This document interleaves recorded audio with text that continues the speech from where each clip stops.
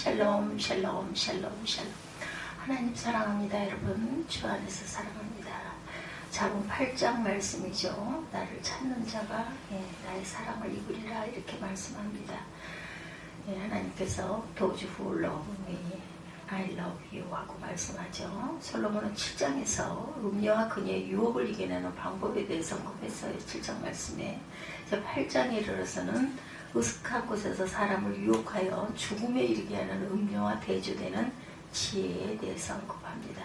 지혜는 길가의 높은 곳과 사거리에서 사람들을 초대하며 그들에게 생명과 은총을 약속해요. 특히 8장은 1장에서 7장까지 이르는 지혜에 대한 교훈을 총정리하고 있습니다. 지혜로의 초대 1절에서 5절까지죠. 지혜는 음료와 대조되는 귀부인으로 나타납니다. 지혜가 인격화되어 묘사되고 있는 것은 이미 8장 초반에서부터 이렇게 나타나고 있어요. 지혜자들은 지혜를 생명과 능력을 부여하는 살아있는 존재로 이해하죠. 특히 지혜는 여성형으로 사용되고 있다는 것. 음료와는 달리 지혜는 공적인 장소에서 당당하게 사람들을 초대하고 있어요. 길가의 높은 곳, 사거리, 성문곁, 문호기, 출입하는 여러 문들이 지혜가 사람들을 초대하는 장소라는 거죠. 귀부인의 지혜는 우주적이며 영원한 존재이면서도 동시에 길모퉁이에서 사람들을 초대할 정도로 현실적이다. 의인화되어 있습니다. 그녀는 특히 지혜가 필요한 어리석은 자와 미련한 자를 향해서 초대의 목소리를 높여요. 이처럼 음료와 귀부인 지혜는 어리석은 자와 미련한 자의 주의를 얻기 위해서 서로 경쟁하고 있다. 이렇게 보시면 되고, 의로운 부분들은 하나님의 말씀, 하나님의 부름이라고 생각하면 됩니다. 지혜는 적극적으로 소리를 높여 사람들을 부릅니다. 그녀는 사람들이 있는 곳마다 어디나 큰 길이나 산을 가까이에서도 다닐 각오를 하고 있어요. 지혜 인격화에 대해서 잠언 1장 20절입니다. 지혜가 길거리에서 부르며 광장에서 소리를 높이며 이렇게 말씀하고 있죠. 21절에도 시끄러운 길목에서 소리를 지르며 성문 어귀와 성중에서 그 소리를 바라며 이르되 22절에 너희 어리석은 자들은 어리석음을 좋아하며 거만한 자들은 거만을 기뻐하며 미련한 자들은 지식을 미워하니 어느 때까지 하겠느냐 이렇게 나무라고 있어요.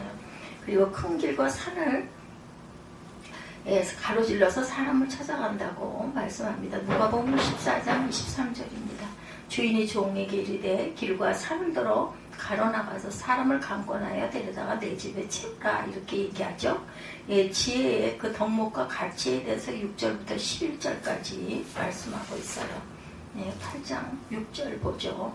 너희는 들을지어다 내가 가장 선한 것을 말하리라. 내 입술을 열어 정직을 내리라. 내 입은 진리를 말하려니와 내 입술은 악을 미워하느니라.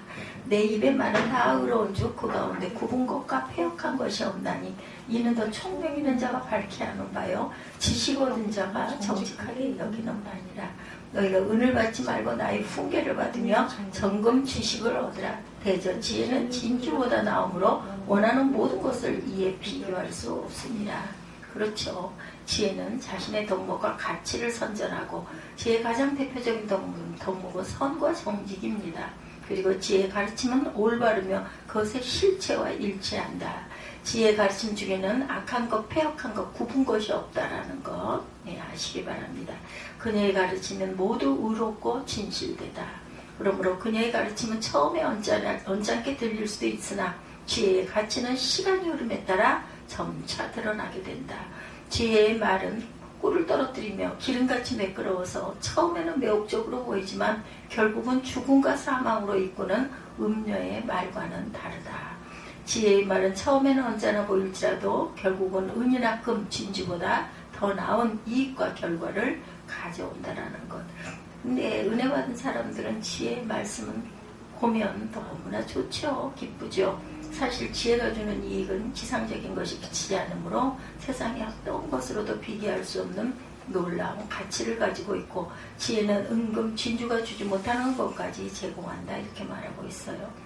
또한 음녀의 말의 시작과 끝에 대해서 잠언 5장 3, 4절에 말합니다. 대저 음녀의 입술은 꿀을 떨어뜨리며 그의 입은 기름보다 미끄러우나 5장 4절입니다. 나중은 쑥같이 쓰고 두날같이 칼같이 날카롭다고 말해요. 그의 발은 사지로 내려가며 그의 걸음 수월로 나아가느니 6절에 그는 생명의 평탄한 길을 찾지 못하며 자기 길이 든든하지 못하여도 그것을 깨닫지 못하느니라. 금은 진주보다 나은 지혜에 대해서 잠언 말씀에서 그의 말씀을 하고 있습니다. 그의 지식으로 길은 바다를 갈라지게 하셨으며 공중에서 이슬이 내리게 하셨느니라. 내 아들아 완전한 지혜와 근신을 지키고 이것들을 내 눈앞에서 떠나지 말게 하라. 5장 20절 21절에 말씀한 말씀이죠. 아들에게서 떠나지 말게 하라. 지혜의 대가에 대해서도 12절에서 21절까지 앞에서 지혜의 가치는 금은 진주보다 더한 것 같았는데 8장 12절 보죠. 뭐라고 말씀하고 있는지. 나 지혜는 명철로 주소를 삼으며 지식과 근신을 찾아왔다고 말씀합니다. 그리고 야훼를 경외한 것은 악을 위하는 것이라. 나는 교만과 거만과 악한 행실과 패역한 입을 미워한다. 이렇게 말씀하고 있어요. 그래서 패역한 입을 미워하며 또한 나로 말미암아 재상과 존귀한 자 곧 모든 의로운 재판관들이 다스린다. 나를 사랑하는 자들이 나의 사랑을 입으며 나를 간절히 찾는 자들이 나를 만날 것이라. 부귀가 내게 있고 장구한 재물과 공의도 그러하니라. 내 열매는 금이나 정금보다 나오며 내 소득은 수능보다 낫다. 나는 정의로운 길로 행하며 공의로운 길 가운데로 다니나니 이는 나를 사랑하는 자가 재물을 얻어서 그 곳간에 채우게 하려 함이라. 야훼께서 그 조화의 시작 곧 태초에 임하시기 전에 나를 가지셨으며 만세 전부터 태초부터 땅이 생기기 전부터 내가 세움을 받았나니 아직 바다가 생기지 아니하였고 큰 샘들이 있기 전에 내가 이미 났으며 산이 세워지기 전에 언덕이 생기기 전에 내가 이미 났으니 하나님이 아직 땅도 들도 세상 진토의 근원도 짓지 아니하시더라. 지혜가 누구예요? 예수 그리스도십니다. 성자 하나님이세요. 그래서 지혜의 능력에 대해서 전도서 7장 19절에도 지혜가 지혜자를 성 가운데 있는 10명의 권력자들보다 더 능력이 있게 하느니라. 영적인 것과 물질적인 것의 올바른 순서에 대해서 마태복음 6장 33절에 그런즉 너희는 먼저 그의 나라와 그의 의를 구하라. 그리하면 이 모든 것을 너희에게 더하시겠다. 이렇게 말씀하고 있죠. 항상 지혜는 이렇게 귀한 것이다. 잠언 5장 보죠. 잠언 5장 12절에서 21절까지 봅니다. 12절 말하기를 내가 어찌하여 훈계를 싫어하며 내 마음의 꾸지람을 가벼이 여기고 내 선생의 목소리를 청종하지 아니하며 나를 가르치는 이에게 귀를 기울이지 아니하였던고 많은 무리들이 모인 중에 큰 악에 빠지게 되었느라 할까 별까 염려하느라 너는 내 우물에서 물을 마시며 내 샘에서 흐르는 물을 마시라. 어찌하여 내 샘물을 집 밖으로 넘치게 하며 내 도랑물을 거리로 흘러가게 하겠느냐.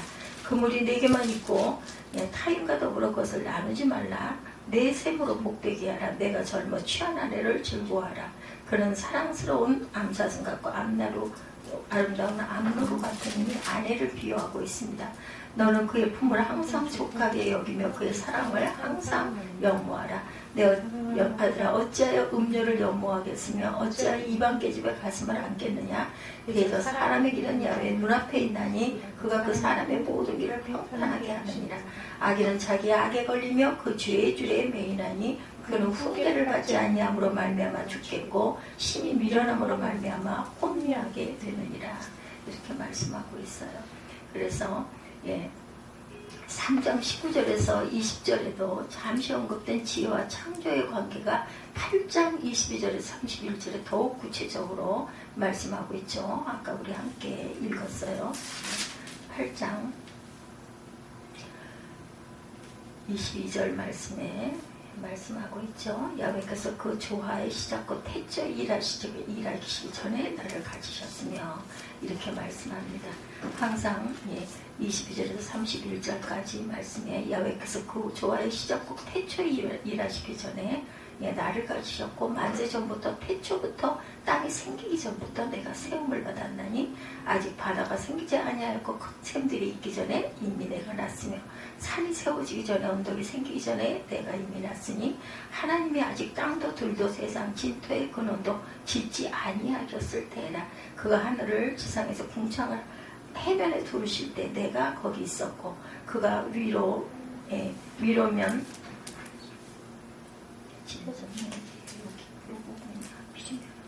위로 구름 하늘을 견고하게 하시며 바다의 샘들을 힘있게 하시며 바다의 한계를 정하여 물의 명령을 거스르지 못하게 하시며 또 땅의 기초를 정하실 때 내가 그 곁에 있어 창조자가 되어 날마다 그의 기뻐하신 바가 되었으며 항상 그 앞에서 즐거워하였으며 사람이 거절 땅에 즐거워하며 인자들을 기뻐하였느니라.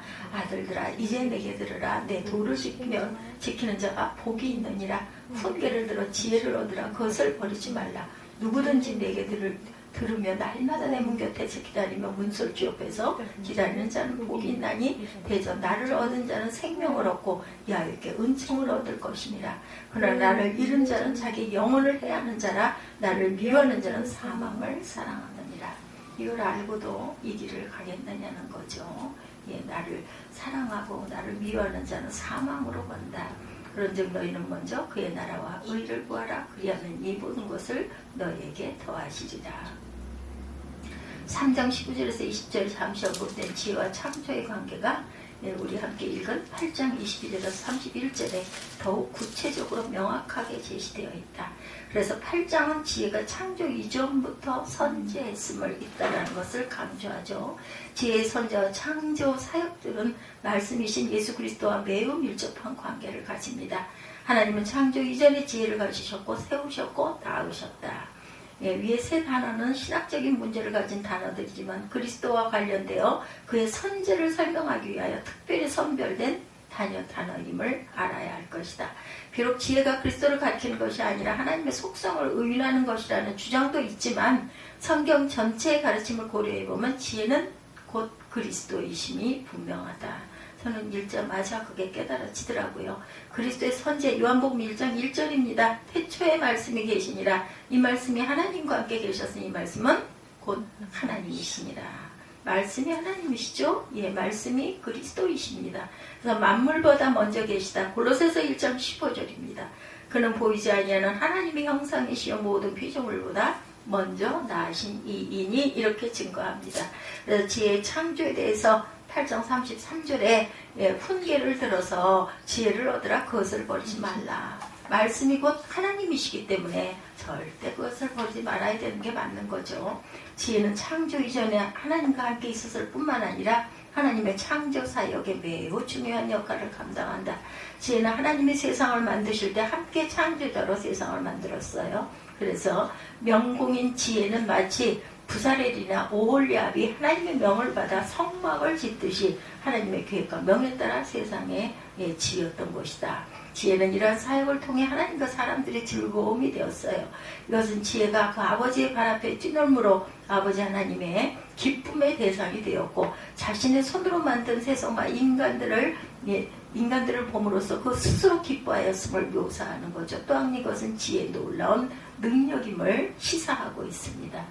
부사엘과 오홀리압이 잠깐 등장합니다. 출애굽기 35장 31절에 하나님의 영을 그에게 충만하게 하여 지혜와 총명과 지식으로 여러 가지 일을 하게 하셨다. 이렇게 증거합니다. 말씀의 창조 사역에 대해서 요한복음 1장 3절에 만물이 그로 말미암아 지은 바 되었으니 지은 것이 하나도 그가 없이는 된 것이 없느니라. 그리스도를 빼놓고는 세상의 일을 이야기할 수가 없죠. 지혜의 요청과 약속에 대해서 35절과 36절에 대저 나를 얻은 자는 생명을 얻고 야훼께 은총을 얻을 것입니다. 그러나 나를 잃은 자는 자기의 영혼을 해하는 자라. 나를 미워하는 자는 사망을 사랑한다. 누가 사망을 좋아하겠어요? 결론적으로 지혜가 없는 미련한 자는 사망을 하나님이 아닌 내가 죽음의 길인 줄도 모르고 그 길로 구역구역한다. 하나님을 온전히 모르는 자들, 하나님을 비방하고 미워하는 자들은 이런 길로 갈 수밖에 없다. 지혜는 먼저 사람들에게 자신을 듣고 지키며 얻고서 버리지 말고 들으며 기다리라. 이렇게 요청합니다. 이렇게 해서 지혜를 얻은 것은 곧 생명을 얻은 것이고 하나님의 은총을 얻는 것이다. 지혜가 약속하는 복은 바로 생명과 하나님의 은총이고 그 창조 사역에 비추어 볼 때 그 약속이 결코 헛되지 않을 것을 확신한다. 그러므로 이런 지혜를 잃거나 미워하는 것은 자기 영혼을 해하며 사망을 사랑하는 것이라는 것. 그것을 몰라요. 예, 그 사람들은 그 지혜를 얻으면 생명과 은총이, 거부하면 해와 사망을 예, 얻게 될 것이다. 지혜 버리는 자의 죽음에 대해서 잠언 5장 23절에 그는 훈계를 받지 아니함으로 말미암아 죽겠고 심히 미련함으로 말미암아 혼미하게 되느니라, 이렇게 말하고 있습니다. 지혜가 제공하는 유익은 정말 대단한 것들이다.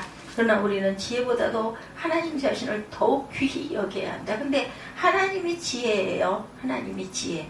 지혜가 주는 생명보다도 하나님 자신을 아는 것이 더 중요성을 두어야 된다. 하나님을 아는 것이 곧 영생이에요. 요한복음 17장 3절에 영생은 곧 유일하신 참 하나님과 그가 보내신 자 예수 그리스도를 아는 것입니다. 이렇게 고백하고 있습니다. 그리스도를 아는 것이 바로 지혜예요. 그것이 바로 영생이라는 것을 절대로 잊지 말자. 잠언 8장 17, 8절에 I love those who love me. 하나님을 사랑하는 자에게 주시는 축복이에요. 누가 공부하라고 해서 하는 공부는 정말 재미가 없어요. 그렇죠? 누가 하라고 해서 억지로 하는 건 정말 싫습니다. 예, 그는 신앙도 마찬가지라고 저는 생각합니다. 한 달 동안 성경을 읽고 일기를 쓰는 이유는 정말 자신의 내면 세계에서 어떤 각성이 있어서 예수님과 동행하는 삶을 살고 싶다는 마음으로 잠언을 읽고 일기를 쓰면 재미도 있고 의미도 있겠죠. 근데 그걸 꼭 해야 되니까 한다. 정말 싫어요. 그죠? 예, 만약 예수께서 우리에게 다가오시면서 억지로 주일 예배를 드리게 하고 하기 싫은데 매일 새벽에 일찍 일어나 예배를 드리라고 하면 예배 시간이 정말 즐거움이 될까? 아니겠죠. 억지로 나와 하는 거. 근데 은혜 받으면 예, 제일 먼저 교회로 향하게 되죠. 근데 의무적으로 하실 필요는 없다는 거예요. 마음에서 그 마음이 돼야 그것이 기쁨이 되고 즐거움이 되고 양육이 됩니다.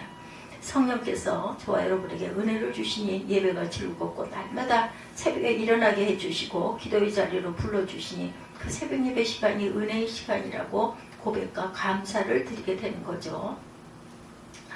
예, 영어부, 유아부, 예, 특히 그 어린이 보호하는 그런 분들이죠. 교회에서 그 봉사하시는 분들, 엄마들 예배 드리라고 아이들 베이비시터라고 하나요?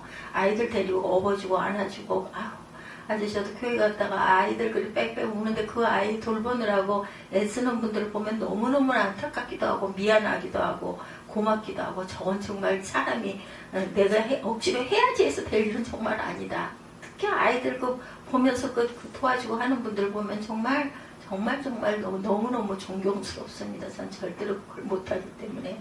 예, 주일에 보면 거의 베이비시팅 수준인데 예배 시간에 부모님과 떨어져 우는 아이 안고 업고 유모차에 태워서 교회를 서성거린 그 뭐예요? 저기서 교회가 그 공원인 그런 예배 드리는 공간들, 참 그 공원이 참 큰 일을 하는구나. 그래서 그냥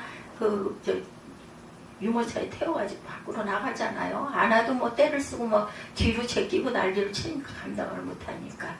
예, 이렇게 돕는 일들 정말 이름도 없이 빛도 없이, 그죠? 예, 하나라도 더 한 사람이라도 더 말씀 들으라고 그렇게 아주 돌봐주는 분들 대단하죠. 주차 사역도 마찬가지죠. 예, 정말 계절이 좋을 때는 할만한데 여름과 겨울, 그 추운 겨울 이럴 때 그 빨간 봉 들고 그거 하시는 분들, 대개는 어떤 기업에 위에 계신 분들이 이런 일들을 그렇게 많이 봉사를 하세요. 이때라도 내가 해야 된다 이런 마음을 가지고 하시죠. 추운 겨울에 예, 이런 사역들을 하는 분들 대단하십니다.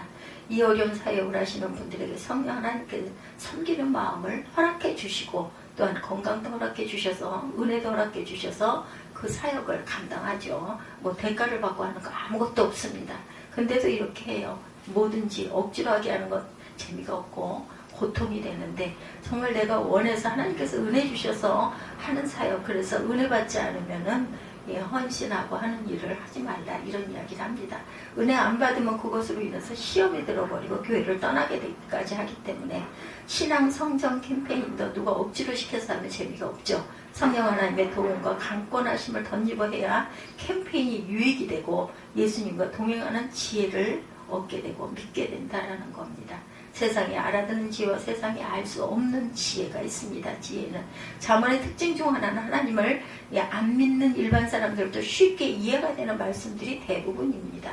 나에게 유익이 되는 말씀들이 다 지혜로 나와 있기 때문에 잠언의 내용을 대략 살펴보면 악인과 아울러 지내지 말아라. 잠언 1장 10절에서 15절에 말씀하죠. 너에게 해를 끼치지 않는 사람을 비난하지 말고 난폭한 사람의 행위를 본받지 말라 말씀합니다. 잠언 3장 30절에서 31절에도 증거되어 있어요. 사람이 내게 악을 행하지 아니하였거든 까닭 없이 더불어 다투지 말며 포악한 자를 부러워하지 말며 그 어떤 행위도 따르지 말라 이렇게 말씀하고 있어요. 음란한 여인을 또한 멀리해라. 잠언 5장 8절에 부지런하게 살아라. 잠언 6장 6절에서 8절에 덕 있는 여인은 존경을 받고 부지런한 남자는 재물을 얻는다. 잠언 11장 16절에 정직하게 살아라. 잠언 11장 6절 11절에 6절에 보면 정직한 자의 공의는 자기를 건지려니와 사악한 자는 자기의 악이 잡히리라. 성분 정직한 자의 축복으로 인하여 또한 악한 자의 입으로 말미암아 무너지느니라. 진흥한다라고 하네요. 성읍은 정직한 자의 축복으로 인하여 진흥하고 또한 악한 자의 입으로 말미암아 무너지느니라. 또한 벌컥 화를 내는 사람은 미련한 자라고 잠언 12장 16절에 미련한 자는 당장 분노를 나타내거니와 슬기로운 자는 수욕을 참느니라. 우리가 이걸 잘 못하죠. 잠언 10장 16절. 부드러운 대답은 화를 가라앉히지만 과격한 말은 노를 일으킨다고 잠언 15장 1절에 증거합니다. 이기적인 자는 자기만 생각하고 어리석은 자의 입술은 분쟁을 일으킨다. 잠언 18장 1절에 우리에게 스스로 갈라지는 자는 자기 소욕을 따르는 자라 온갖 참 지혜를 배척한다고 말씀해요. 미련한 자의 입술은 다툼을 일으키고 또한 매를 자청한다고 잠언 18장 6절에도 말합니다. 이런 하나님의 지혜는 세상도 알아듣는 지혜다. 근데 세상에 알 수 없는 하나님의 지혜가 있어요. 그 대표적인 말씀이 그리스도는 하나님의 능력이요 하나님의 지혜라. 이런 말씀. 알아듣지를 못한다라는 거죠. 오직 부르심을 받은 자들에게는 유대인이나 헬라인이나 그리스도는 하나님의 능력이요 하나님의 지혜니라. 이런 걸 다 알아듣는다면 하나님을 알고 그리고 하나님을 보고 하나님과 가까이 가려고 하는 자들은 어떤 자든지 내가 가고자 하는 길을 가도 되는 것입니다. 그런데 중요한 건 우리도 그 경험을 했지만 내가 하나님께 부름받은 종이야. 내가 목사가 될 거야. 그러고 나면 항상 부흥한 모습을 자꾸 생각을 합니다. 대단해질 거고 유명해질 거고 교회가 차고 넘칠 거고 왜냐하면 하나님이 부르셨으니까. 그런데 하나님의 뜻은 거기 있지 않다라는 것만 깨닫고 가면 돼요. 이름도 없이 빛도 없이 하나님 일하는 게 나는 내 삶이고 내 소명이고 내가 죽는 날까지 내가 섬기고 갈 내 길이다라고 여긴다면 어떤 길이나 어떤 곳에서 부르시더라도 나는 순종하고 가겠나이다. 내 가정보다도 먼저 하나님을 먼저 섬기겠나이다. 이 마음만 갖는다면 어디든 갈 수 있고 무엇이든 할 수 있다. 세상에 속한 사람은 이 말씀을 읽기는 읽는데 그 문구가 정확히 무슨 의미인지 알지 못한다는 거죠. 오직 부르심을 받은 자들에게는 유대인이나 헬라인이나 그리스도는 하나님의 능력이요 하나님의 지혜니라. 왕으로 선지자로 제사장으로 오셨던 하나님의 아들 그리스도를 이 세상에서는 감추인 비밀이라고 말하고 있어요. 하나님의 구원의 지혜 자체인 것이다. 이것을 도대체 이게 무슨 뜻일까 생각하죠. 그래서 성경의 내용은 세상 사람들도 함께 읽고 깨달을 수 있는 드러난 진리와 세상을 알지 못하는 오직 택한 하나님의 자녀들만 알 수 있는 감추인 비밀로 구성되어져 있다는 것. 그래서 고린도전서 2장에 그렇게 말하고 있습니다. 우리가 온전한 자들 중에 지혜를 말하노니 이는 그 세상의 지혜가 아니요 또 이 세상에서 없어질 통치자들의 지혜도 아니요. 고린도전서 2장 6절에서 7절입니다. 오직 은밀한 가운데 있는 하나님의 지혜를 말하는 것으로 감추어졌던 것인데 하나님의 우리의 영광을 위하여 만세전에 미리 정하신 것이라. 고린도전서 2장 6, 7절. 이 말씀에 의하면 지혜가 여러 종류가 있다. 이 세상의 지혜, 통치자들의 지혜, 그리고 하나님의 지혜가 있다라는 거예요. 하나님께서 하나님을 사랑하는 자에게 주시는 가장 큰 축복은 하나님을 아는 지혜, 하나님을 섬기는 지혜, 하나님 나라에 들어가는 지혜를 주신 축복이다. 특별한 은총이죠.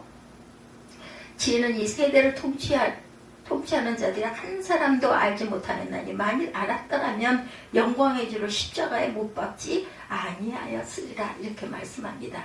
이 말씀에 의하면 하나님의 지혜는 세상에서 가장 뛰어나다고 하는 통치자들조차도 알지 못하는 것이다. 하나님의 은총 주신 자들만 깨달아 안다라는 거예요. 오직 하나님의 성령, 하나님의 지혜를 우리에게 보이셨나니 성령은 곧 모든 하나님의 깊은 것까지 통달한다. 그런 하나님의 지혜를 보잘것없는 저와 여러분에게 성령으로 보이시고 깨닫게 해주셨다는 말씀이에요. 얼마나 감사한 말씀입니까? 결과 우리가 세상에 알 수 없는 하나님의 마음과 하나님의 구원 계획을 알게 되었고 하나님을 섬기며 사는 지혜를 받게 됐어요. 그래서 이렇게 말씀하죠.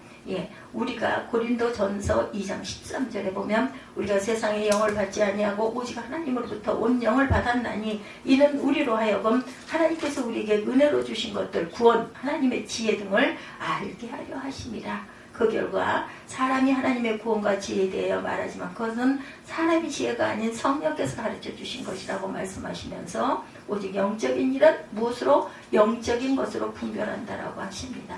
우리가 이것을 말하노니와 고린도전서 2장 13절입니다. 이것을 알거니와 하나님의 지혜가 가르친 말로 아니하고 오직 성령께서 가르친 것으로 하니 영적인 일은 영적인 것으로 분별하느니라. 죄를 회개하고 성령으로 거듭나 예수를 주님이라고 고백해서 하나님께서 하나님의 사랑하는 자에게 주시는 지혜를 풍성하게 받아 누리시기를 전하기를 주님의 이름으로 축복합니다. 오늘 잠언 말씀의 요지는 무엇인가? 그럼 이 시간 하나님께서 주시는 지혜를 가지고 본문을 다시 읽어보죠. 8장 17절 18절 나를 사랑하는 자들이 나의 사랑을 입으며 나를 간절히 찾는 자가 나를 만날 것이라. 오늘 본문이죠. 여기서 나는 누구일까? 오늘 하나님을 사랑하는 자에게 주시는 축복이에요. 오늘 제목이. 그런데 여기서 나를 하나님이라고 답할 수 있는데 그 답은 정답이 아닙니다. 게다가 오늘의 본문은 요한복음 14장 2절 말씀 때문에 나를 예수님으로 보여주기도 하는데 그것은 정답이 아니죠. 잠언 8장 18절에 나온다는 지혜인데 지혜 이꼴 예수 그리스도라는 말씀을 제가 답을 먼저 드린 거예요. 나 지혜는 명철로 주소를 삼고 지식과 근신을 찾아 얻나니 나의 계명을 지키는 자라에 나를 사랑하는 자니 나를 사랑하는 자는 내 아버지께 사랑을 받을 것이요 나도 그를 사랑하여 그에게 나를 나타내리라. 이것은 나는 예수님 것이죠. 나를 사랑하는 자들이 나의 사랑을 입으며 나를 간절히 찾는 자가 나를 만날 것이니라. 부귀가 내게 있고 장관 재물과 공의도 그러하니라. 여기서의 나는 지혜라는 말씀입니다. 오늘 본문에 나라는 단어 대신에 지혜를 넣어서 문맥을 쉽게 이해하도록 각색한 말씀을 함께 읽어봅니다. 나 대신 지혜를 넣어요. 지혜를 사랑하는 자들이 지혜가 주는 사랑을 덧입으며 지혜를 간절히 찾는 자가 지혜를 만날 것이니라. 부귀가 지혜에게 있고 장관 재물과 공의도 그러하니라. 일반적인 하나님의 뜻은 하나님의 자녀들이 죽어서 하나님 나라에서 상급받는 것은 물론 이 땅에서 의미 있는 삶, 기여하는 삶, 잘되고 강건하게 사는 삶을 사는 것이다. 물론 하나님으로부터 특별한 사명이 주어져서 하나님의 자녀임에도 불구하고 어려움을 겪고 살아야 하는 분도 있지만 잘 보면 그분들조차도 하나님의 뜻 안에서 잘된 삶을 살아가고 있는 것이다. 이와 같이 하나님의 일반적인 뜻은 하나님의 자녀인 그리스도인들이 죽어서 결국 가는 것은 물론이고 그리스도인들이 이 땅에서 잘되고 강건하게 사는 것이기에 성경 말씀에 보면 그러한 하나님의 마음이 요한 3서 1장 2절에 반영되어 있어요. 기도로 사랑하는 자여 내 영혼이 살된 같이 내가 범사에 살되고 강건하길 내가 강구한다고 이렇게 말씀하죠. 하나님의 명령을 지켜 사는 자에게 주는 상급이 에베소서 6장 3절에도 나타납니다.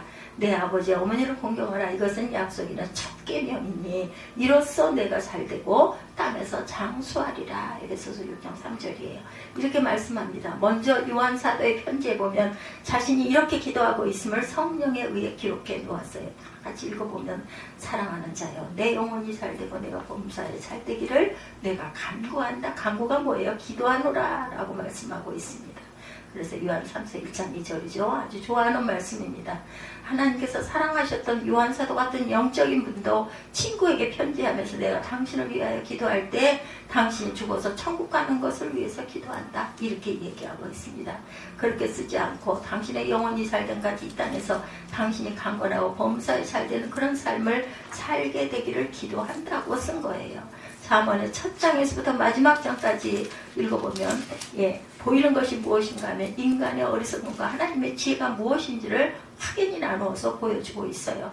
하나님께서 하나님을 사랑하는 자에게 주시는 큰 복 중에 하나는 나의 어리석음을 깨닫게 해주시는 것이고 동시에 하나님의 마음을 깨닫게 지혜를 주신 것이다. 악인과 아울러 지내지 말아라. 잠언 1장 10절에서 15절에 그 이유는 저와 여러분에게 악인에게 악한 영향을 받게 될까봐 염려해서 잠언 1장 10절에서 15절 봅니다. 내 아들아 악한 자가 너를 꾀일지라도 따르지 말라. 잠언 1장 10절 11절 그들이 내게 말하기를 우리와 함께 가자. 우리가 가만히 엎드렸다가 사람의 피를 흘리자. 죄 없는 자를 까닭 없이 숨어 기다리다가 스월같이 그들을 산채로 삼키며 무덤에 내려가는 자들같이 통으로 삼키자. 우리가 온갖 보화를 얻으며 빼앗은 것으로 우리 집을 채우리라. 너는 우리와 함께 제비를 뽑고 우리와 함께 전대 하나만 투자할지라도 내 아들아 그들과 함께 길을 다니지 말라. 내 발을 금하여 그 길을 밟지 말라. 이렇게 말씀하고 있습니다. 우리의 청소년 자녀가 술, 담배하고 품행이 나쁜 친구를 사귀면 부모로서 걱정을 하듯이 하나님도 우리를 보실 때 우리가 악인과 어울리면 하나님께서 기뻐하시지 않고 염려하시죠. 우리가 악인과 함께 어울려 지내게 되면 우리 인생이 하나님께서 주시려는 복에서 멀어지게 되는 것을 하나님께서는 안타깝게 여기셔서 기록한 것이죠. 음란한 여인을 멀리하라고 잠언 5장 8절에 잠언 7장 24절에도 그러한 여인에게 다가서는 것은 무덤으로 내려가는 길이며 결국 사망의 강에 이르게 한다고 강력하게 경고합니다. 하나님의 자녀가 음란한 여인을 가까이 하면 우리 인생이 하나님께서 주시려는 복에서 멀어지게 되는 것을 하나님께서 안타깝게 여기셔서 기록한 것. 벌컥 화를 내는 사람은 미련하다고 말하죠. 잠언 12장 16절에 부드러운 대답은 화를 가라앉히지만 과격한 말은 노를 일으킨다고 잠언 15장 1절에도 경고합니다. 이기적인 자는 자기만 생각하고 어리석은 자의 입술은 분쟁을 일으킨다고 잠언 18장 1절과 6절에 지혜가 부르지 아니하느냐 명철이 소리를 높이지 아니하느냐 너희는 들을지어다 내가 가장 선한 것을 말하리라 내 입술을 열어 정직을 내리라. 오늘 잠언 8장이 1장에서 7장까지 모든 내용을 총망라한 것이어서 말씀이 깁니다. 야고보서 3장을 읽어보면 영적인 성숙한 사람은 자기 말을 제어하는 자라고 가르치고 있습니다. 결국 하나님의 자녀가 어떤 말을 하며 살 것인가에 대해서 깨달지 아니하면 우리 인생이 하나님께서 주시는 복에서 멀어지게 되는 것이다. 우리가 잠언 일기를 쓰면 나를 돌아보게 되고 언어를 다스리고 노를 가라앉게 한다고 말씀하죠. 결국 잠언은 예수님과 동행하며 경험하는 은혜를 담는 그릇인 셈이다. 덕이 있는 여인은 존경을 받고 부지런한 남자는 재물을 얻게 된다고 잠언 11장 16절에서 말씀하죠. 마음의 여유가 덕을 불러오고 부지런함은 육체의 건강에서 온다라는 것. 우리 마음이 힘들면 우리의 언어와 태도에도 덕이 사라지고 몸이 피곤하면 아무리 마음이 부지런해도 몸이 못 따라가요. 그렇죠? 우리의 마음을 수련하지 아니하고 건강을 돌보지 않고 살면 결국 우리 인생이 하나님께서 주시려는 복에서 멀어지는 것을 하나님께서 안타깝게 여기셔서 잠언이 기록되어 있다는 것. 결국 잠언의 말씀 하나하나는 우리를 위한 것이고 하나님께서 성경으로 거듭 하나님의 어린 자녀들의 죄악 세상에 내놓고 우리를 하여금 죄를 이기며 살라고 주시는 하나님의 경고라는 것을 잊지 마십시다. 그런 하나님의 사랑을 잘 깨달아 하루하루를 살면서 주님 이럴 때는 제가 어떻게 반응해야 할까요? 이렇게 여쭙고 묻고 가는 저와 여러분들이 되시기를 주님의 이름으로 축복합니다.